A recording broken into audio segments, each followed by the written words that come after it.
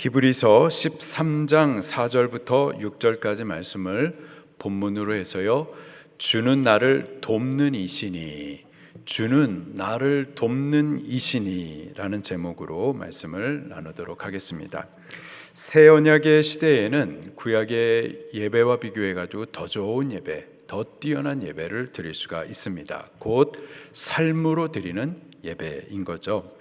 구약 시대에는 구별된 한 장소에 모여서, 성전에 모여서 예배를 했었습니다.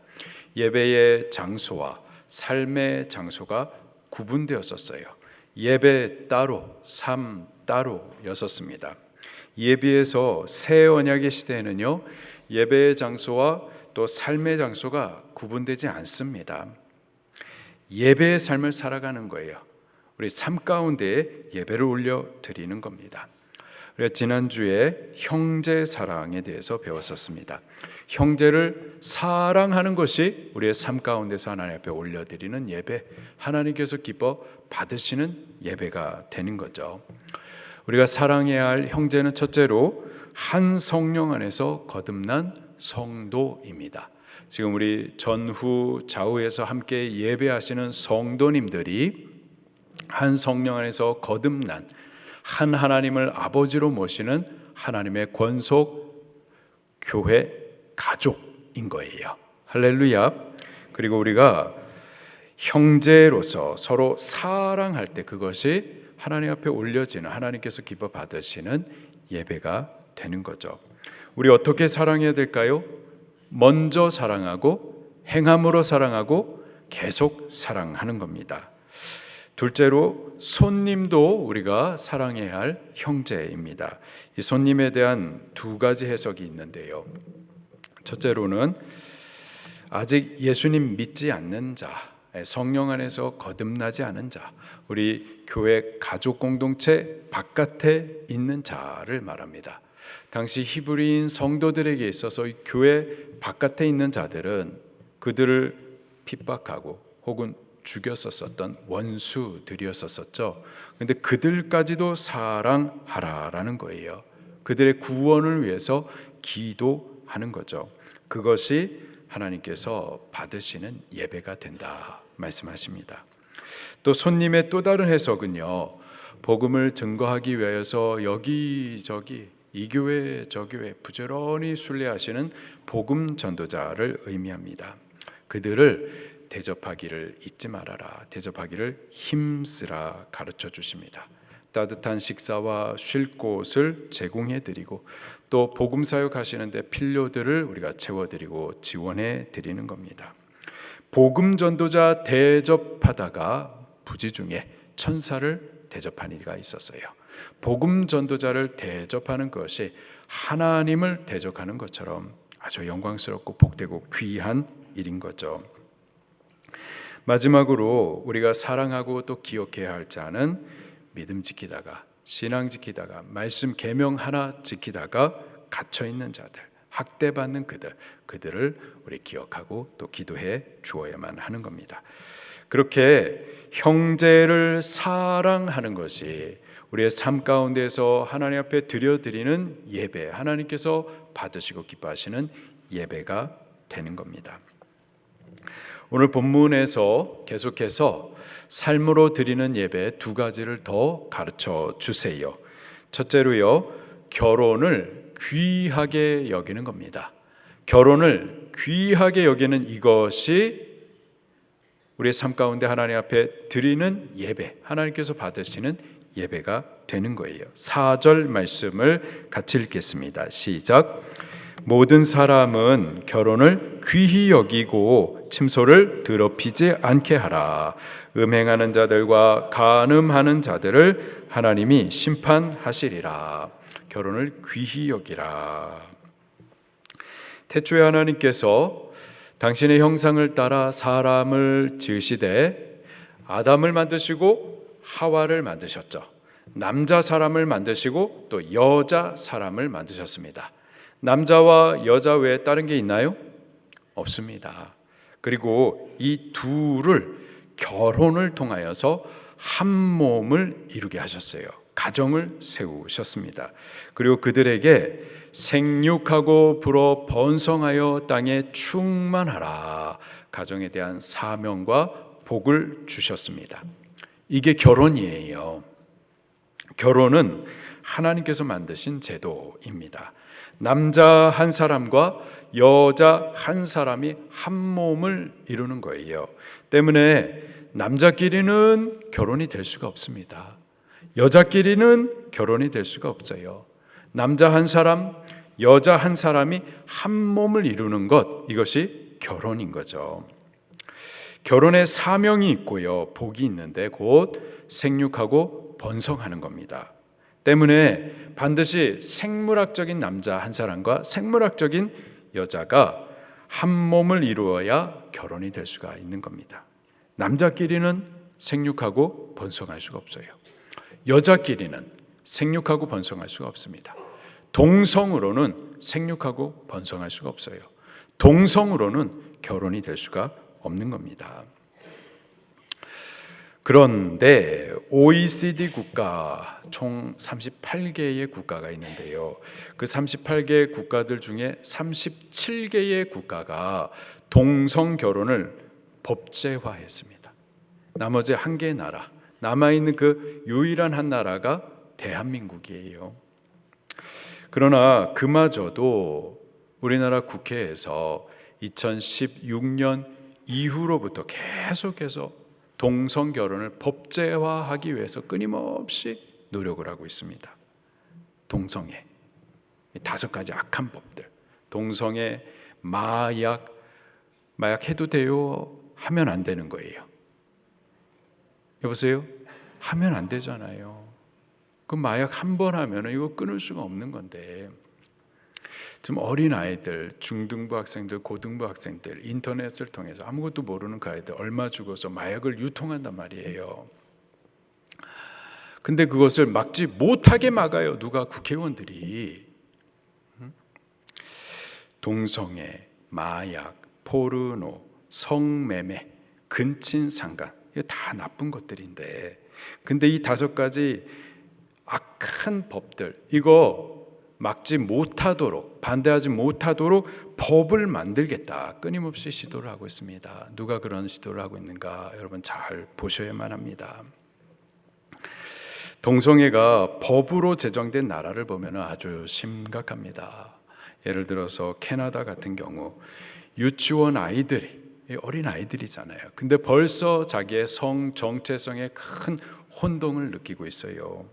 국가가 부모의 양육권을 박탈하고 아이들을 빼앗아 갑니다. 가정이 해체되어져 가고 있어요. 심각합니다. 우리나라는 그러면 안 되겠죠? 그렇게까지 망가져서는 안 돼요. 우리 교회가 깨어서 기도해야만 할 줄로 믿습니다. 우리 교회가 깨어서 기도하면은 우리나라가 그렇게 망가지지 않도록, 이러한 악한 법들이 법제화되지 않도록 하나님께서 도우실 줄로 믿습니다. 기도하십시다. 우리 자신을 위해서, 우리 가정 구원을 위해서도 기도하지만, 우리 교회를 위해서도 기도하지만, 우리 입술을 더 크게 벌려서 우리 국가와 민족을 위해서도 기도하십시다. 대통령과 여러 지도자들, 정사자들, 중요한 결정권자들, 그들이 하나님을 알고 경외하고 엎드려서 하나님 앞에 지혜를 구하도록 우리가 기도할 때 바르게 인도하여 주실 줄로 믿습니다. 결혼은 하나님이 만드신 거룩한 제도예요. 복된 거고 존귀한 겁니다. 히브리서 기자는요, 이 결혼을 존귀히 여기라 우리에게 강조하여 가르쳐주고 있어요. 결혼을 귀하게 여긴다. 어떤 뜻일까요? 이렇게 또다시 부연을 해주고 있습니다. 곧 침소를 더럽히지 않게 하라. 더 직설적으로 다시 한번 강조하여 말씀하시는데, 이번에는 경고를 추가하여서 말씀하십니다. 곧 음행하는 자와 간음하는 자들을 하나님이 심판하시리라. 결혼을 귀히 여기라. 음행의 죄를 범하지 말라라는 말입니다. 음행은 모든 불법적 성행위를 말합니다. 특별히 간음과 비교하여 말할 때에는 결혼하지 않은 청년들이 성적으로 교제하는 것을 말해요. 간음은 결혼한 남자가 자기의 아내가 아닌 다른 여자와 성적으로 교제하는 것을 말합니다. 또 결혼한 여자가 자기 남편이 아닌 다른 남자와 성적으로 관계를 맺는 것을 말해요. 다 침소를 더럽히는 것들이에요. 성적인 죄악들입니다. 이게 결혼을 귀하게 여기지 않는 일들인 거예요. 이런 것들 때문에 부부간의 신뢰가 무너져 버리고 가정이 깨져 버리고 상처로 가득하고 우리 자녀들에게는 저주를 남기는 거죠. 뿐만 아니라 하나님께서 심판하시리라, 하나님의 심판이 임하게 되는 겁니다. 고린도전서 10장에 구약시대에 광야의 이스라엘 백성들이 멸망당했었던 몇 가지 죄를 나열해 주시는데 그 중에 하나가 음행의 죄였었어요. 출애굽한 이스라엘 백성이 하나님께서 약속해 주신 가나안 땅을 향해서 믿음의 행진을 합니다. 그들의 행진을 보고 모압의 왕이 두려워해요. 그래서 발람이라고 하는 거짓 선지자를 초청해 가지고 그 이스라엘을 향해서 저주하도록 부탁을 합니다. 발람 선지자가, 그 거짓 선지자가 모압 왕의 요청을 따라서 산 위에 올라가 가지고 믿음의 행진을 하는 이스라엘을 향해서 저주하고자 3번을 시도를 해요. 그런데 하나님께서 그 3번의 시도 모두 그 발람의 입을 돌려버리셔서 저주가 아니라 축복을 하게 하시죠.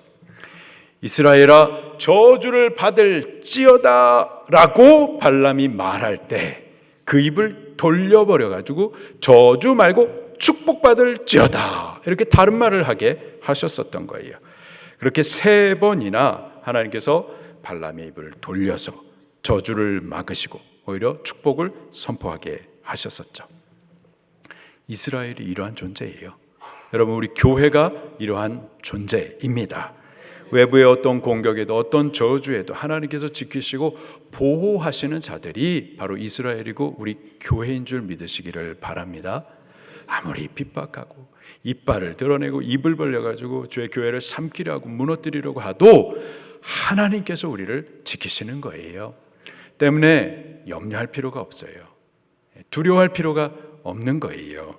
자, 그런데 저들을 지키시고 보호하셨던 그 하나님께서 오히려 이스라엘을 공격하시고 치고 심판하셨던 한 사건이 발생을 합니다.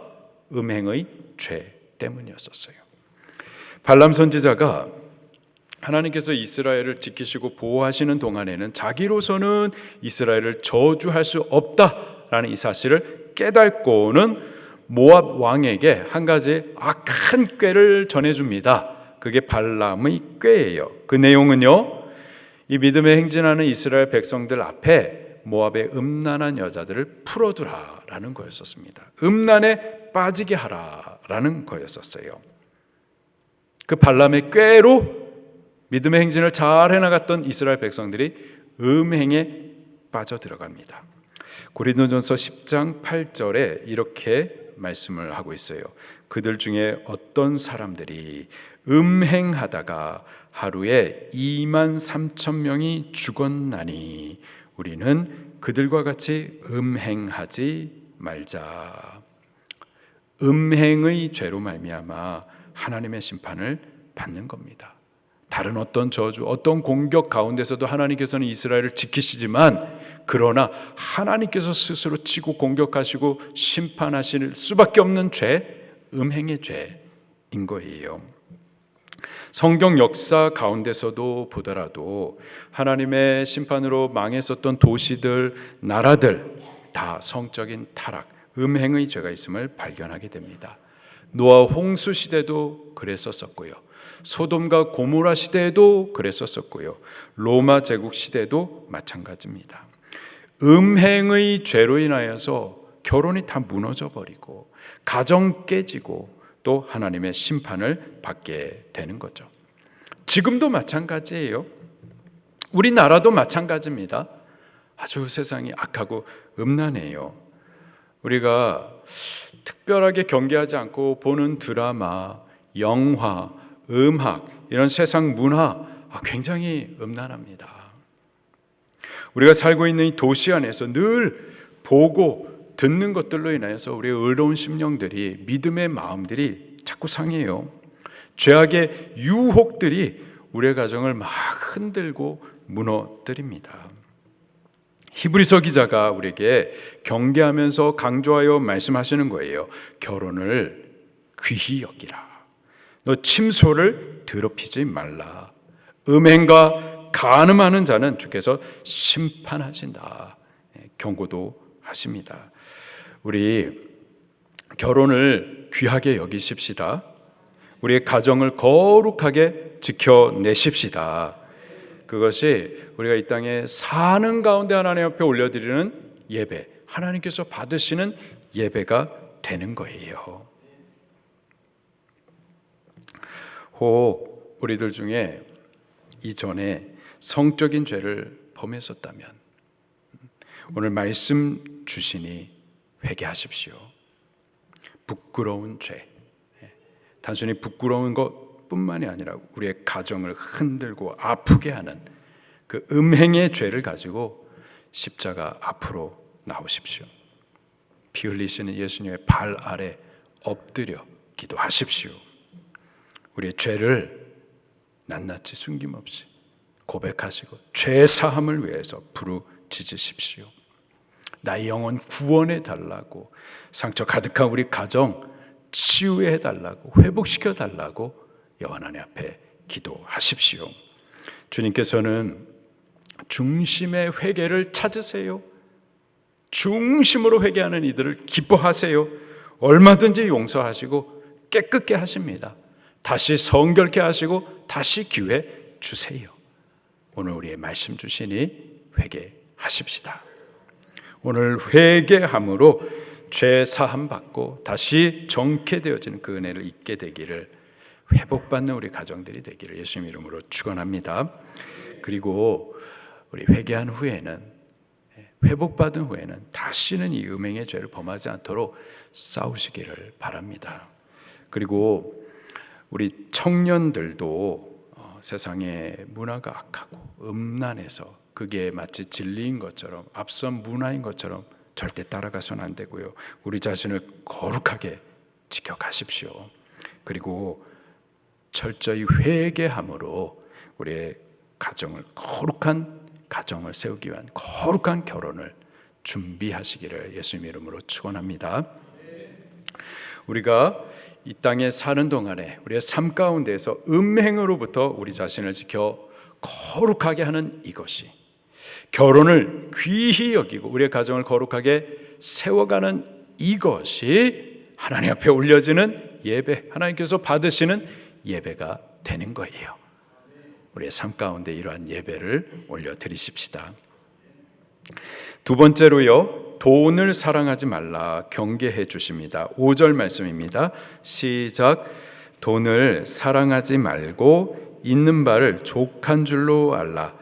그가 친히 말씀하시기를 내가 결코 너희를 버리지 아니하고 너희를 떠나지 아니하리라 하셨느니라.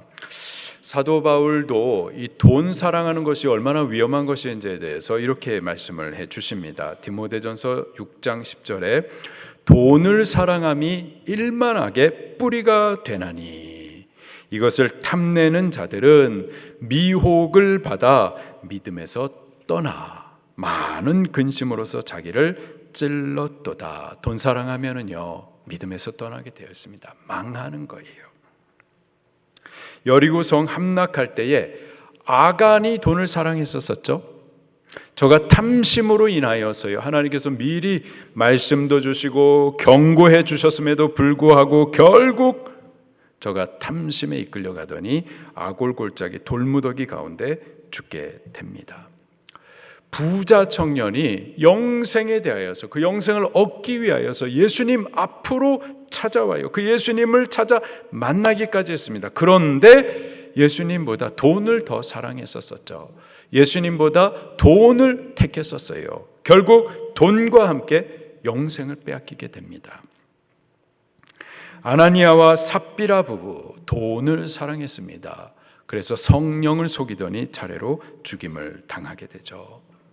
돈을 사랑함으로 미혹을 받아 자기를 찌르는 일들이요 지금도 수없이 일어나고 있습니다. 교회도 마찬가지예요. 우리들도 경계하셔야만 하는 겁니다. 돈에 대한 미혹은요 두 종류인데요, 두 가지 양상으로 나타나는데, 가난 때문에, 핍절함 때문에, 궁핍함 때문에 오는 염려가 하나이고요, 또 다른 하나는 더 얻고자, 부하고자 하는 욕심입니다. 예수님께서 네 종류의 밭의 비유를 말씀을 하세요. 네 가지 밭, 이 네 가지 밭의 비유는 하나님의 말씀에 씨를 받는 우리의 심령의 네 가지 상태를 비유해 주시는 겁니다. 길가와 같은 밭이 있고요, 흙이 얕은 돌짝 밭과 같은 마음이 있고요, 또 가시밭 마음이 있고요, 옥토와 같이 좋은 마음도 있습니다. 자, 그 중에 옥토 외에는 나머지 밭에서는요 하나님의 말씀의 씨가 뿌려졌지만, 말씀의 씨가 심겨는 졌지만 열매를 맺지 못해요. 좌절하게 됩니다. 그중 가시밭에 대해서요 예수님께서 이렇게 해석을 해주십니다.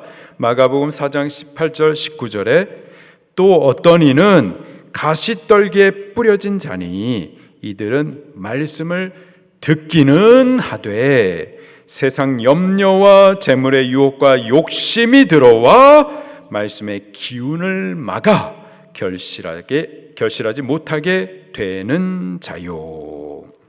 여기 가시밭도 하나님의 말씀의 씨를 받는 우리의 심령 상태를 말하는데요, 어떤 마음일까요? 가시밭, 재물에 미혹받은 마음을 말하는 겁니다. 두 가지 양상으로 재물의 미혹을 받는 거예요. 하나는요 세상의 염려로 미혹을 받는 겁니다. 궁핍함으로 인하여서, 핍절함으로 인하여서, 가난해서 염려하는 거예요. 무엇을 먹을 수 있을까? 무엇을 마실 수 있을까? 무엇을 입을까? 염려하고 걱정하는 거죠. 우리 애들 공부시켜야 되는데, 얼마 안 있으면 대학에 가야 되는데, 등록금 내야 되는데, 돈 벌어야 되겠다.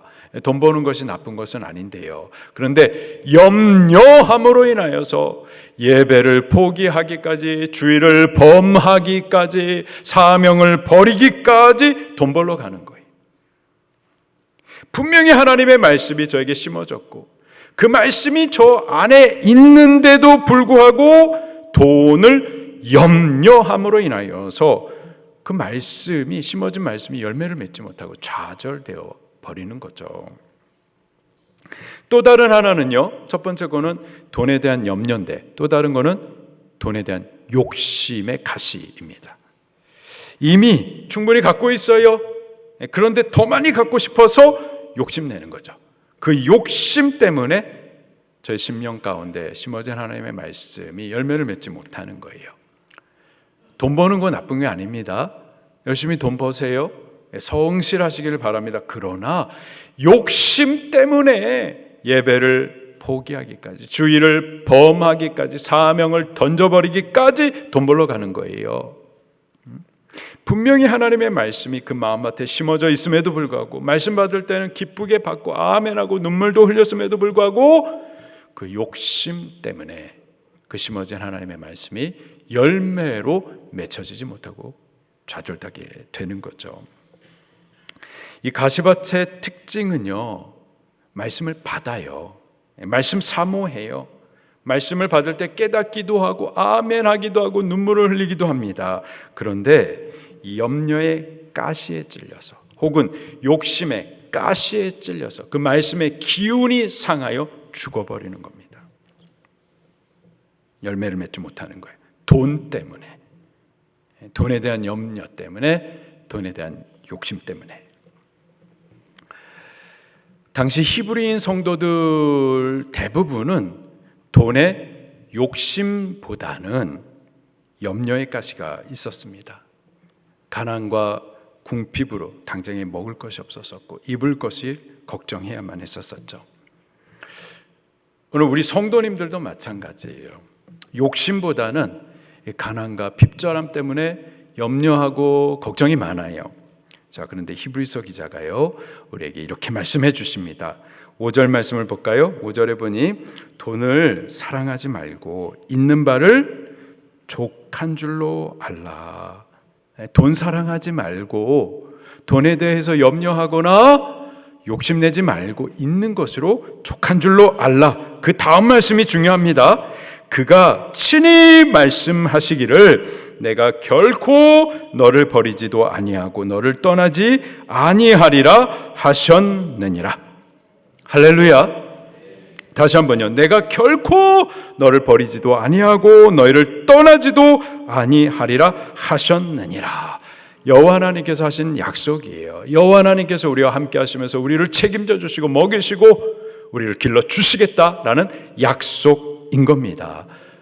여러분 이 말씀을 믿으십니까? 이 말씀을 믿으시기를 예수님 이름으로 축원합니다. 주께서 결코 우리 버리지 않으세요. 우리를 떠나지 않으세요. 이스라엘 백성들 광야 40년 동안에 여호와 하나님께서 그들과 함께 하셨어요. 매일 신실하게 하늘을 열어서 만나를 저들의 일용할 양식으로 공급해 주셨습니다. 구름 기둥, 불 기둥으로 저들과 함께 하시기도 하고 저들의 걸음을 앞서 인도해 가시기도 하셨어요. 저들의 오른편에 그늘이 되어서 장렬한 태양을 막아도 주시고요. 또 차가운 저녁에는 따뜻한 날개를 펴가지고 저들의 이불도 되어 주셨어요.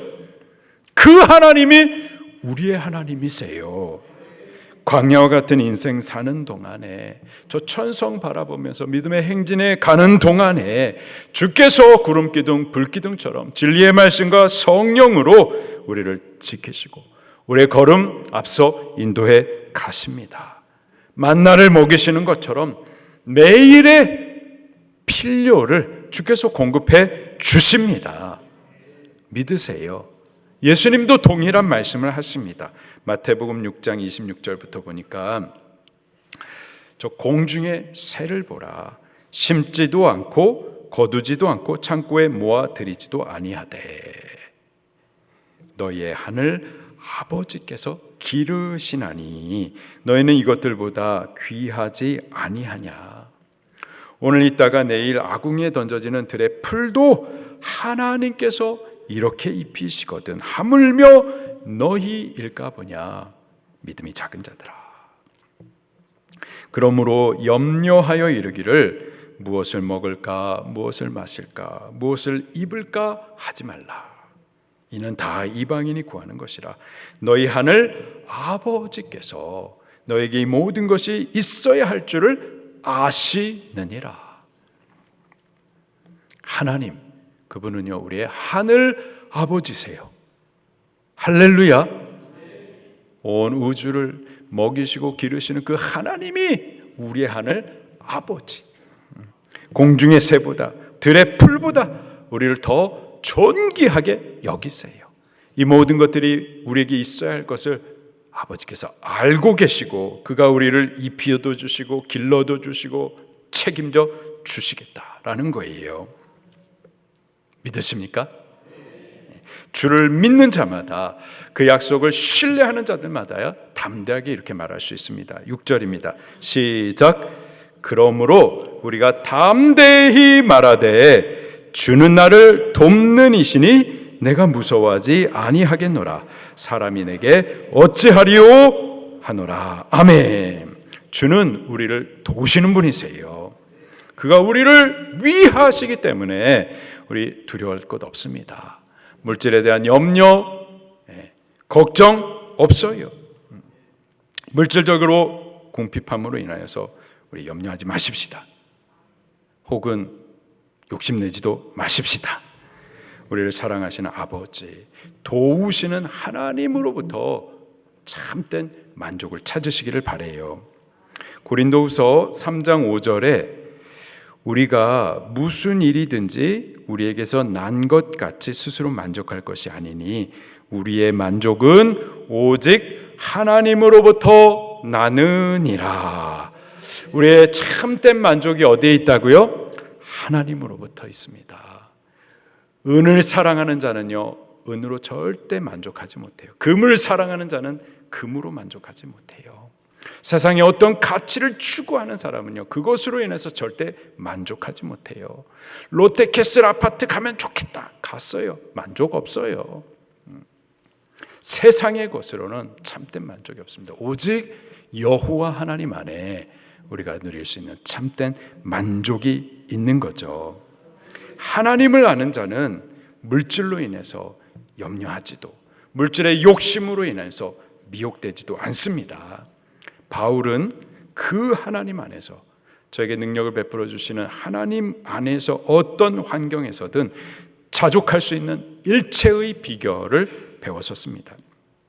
빌립보서 4장 11절부터 13절에 어떤 형편에든지 나는 자족하기를 배웠노니 나는 비천에 처할 줄도 알고 풍부에 처할 줄도 알아. 모든 일 곧 배부름과 배고픔과 풍부와 궁핍에도 처할 줄 아는 일체의 비결을 배웠노라. 내게 능력 주시는 자 안에서 내가 모든 것을 할 수 있느니라. 바울은 과연 그의 이러한 고백대로 어떤 형편에서든지, 가난의 형편에서든지 궁핍의 형편에서든지 옥에 갇힌 때든지 심지어 죽음을 앞둔 때에도 흔들림이 없었어요. 흔들림 없이 신앙하고 사명할 수가 있었던 거죠. 우리 돈 사랑하지 마십시다. 돈 때문에 염려하지 마십시다. 돈 욕심 부리지 마십시다. 우리가 이 땅 사는 것은 돈으로 사는 것이 아니고요, 믿음으로 사는 거예요. 오직 나의 의는 믿음으로 말미암아 살리라. 하나님을 믿는 겁니다. 그가 나를 도우시는 분이심을 믿는 거예요.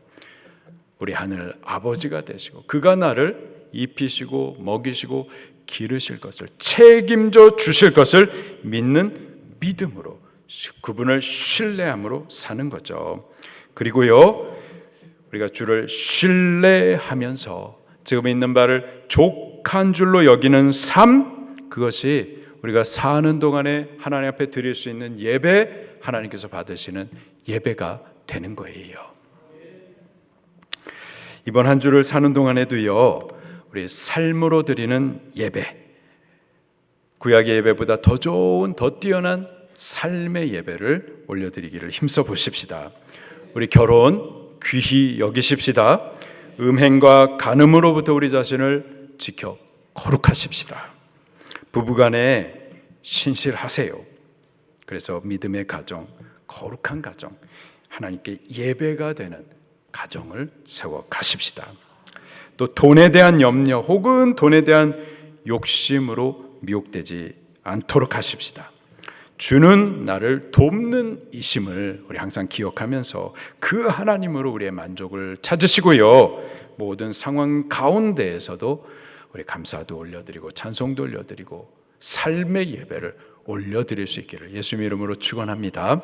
말씀 붙들고 통성으로 기도하시겠습니다.